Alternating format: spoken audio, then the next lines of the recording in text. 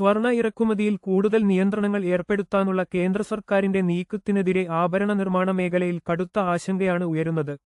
ഇത്തരം നിയന്ത്രണങ്ങൾ നടപ്പിലാക്കുന്നത് രൂപയുടെ മൂല്യം ഉയർത്താനോ ഡോളറിന്റെ പുറത്തേക്കുള്ള ഒഴുക്ക് തടയാനോ സഹായകമാകില്ലെന്ന് ആഭരണ നിർമ്മാതാക്കൾ മുന്നറിയിപ്പ് നൽകുന്നു. ഈ നടപടി വിപണിയിലെ പ്രവർത്തന മൂലധനത്തിന്റെ ആവശ്യകത വർദ്ധിപ്പിക്കുകയും മേഖലയുടെ ലാഭക്ഷമതയിൽ വൻ ഇടിവുണ്ടാക്കുകയും ചെയ്യും.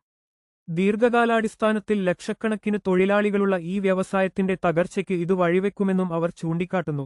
സ്വർണത്തിന്റെ ലഭ്യതയിൽ കുറവുണ്ടാകുന്നത് അനധികൃത സ്വർണ്ണക്കടത്ത് വർദ്ധിക്കുന്നതിനും തത്വാര സർക്കാർ ഖജനാവിന് വൻ സാമ്പത്തിക നഷ്ടമുണ്ടാകുന്നതിനും കാരണമാകുമെന്നും നിർമ്മാതാക്കൾ ആശങ്കപ്പെടുന്നു. നിലവിൽ പഴയ സ്വർണം ഉരുക്കി ബാറുകളാക്കി ബാങ്കുകൾ വഴി ആഭരണ നിർമ്മാതാക്കൾക്ക് ഗോൾഡ് മെറ്റൽ ലോണായി നൽകണമെന്നാണ് ഇവരുടെ പ്രധാന ആവശ്യം. കൂടാതെ ഗോൾഡ് എക്സ്ചേഞ്ച് ട്രേഡഡ് ഫണ്ടിനെ സ്വർണ്ണ ബാറുകൾ വാങ്ങാൻ അനുവദിക്കണമെന്നും ഇവർ നിർദ്ദേശിക്കുന്നു. തങ്ങളുടെ ആശങ്കകളും ബദൽ നിർദ്ദേശങ്ങളും റിസർവ് ബാങ്ക് ഓഫ് ഇന്ത്യയെ ഇവർ ഔദ്യോഗികമായി അറിയിച്ചു കഴിഞ്ഞു. ഇത്തരം വാർത്തകൾക്കായി ഞങ്ങളുടെ ചാനൽ സബ്സ്ക്രൈബ് ചെയ്യുക.